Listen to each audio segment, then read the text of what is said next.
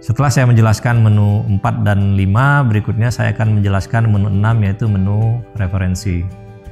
Cara menggunakan menu referensi. Jika diklik akan ditampilkan 5 submenu yang disusun ke bawah, yakni kegiatan, jenis belanja, komponen biaya, madrasah, dan kode registrasi. Berikut penjelasan masing-masing submenu. Menu referensi, submenu kegiatan. Merupakan menu untuk melihat dan menambah daftar kegiatan dan subkegiatan yang ada pada database IRCAM. Daftar kegiatan dan subkegiatan ini akan digunakan madrasah dalam menyusun rencana kegiatan dan anggaran madrasah. Klik menu kegiatan.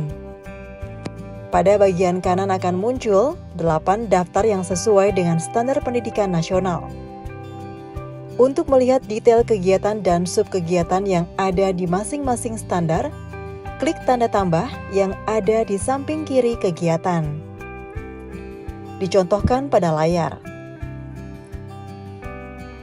Untuk mengetahui detail kegiatan dengan kode 1, pengembangan standar isi, klik tanda tambah yang ada di sampingnya.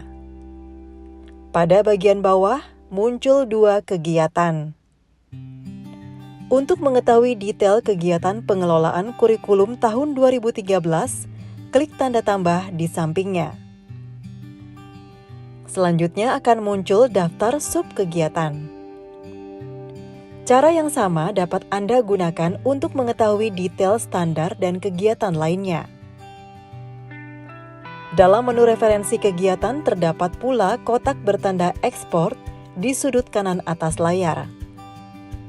Menu ini berguna untuk mengkonversi daftar kegiatan dan subkegiatan yang ada dalam database ke dalam bentuk Excel. Klik ekspor, lalu klik Excel. File akan terdownload di sudut kiri bawah layar komputer Anda. Klik untuk membuka hasil download.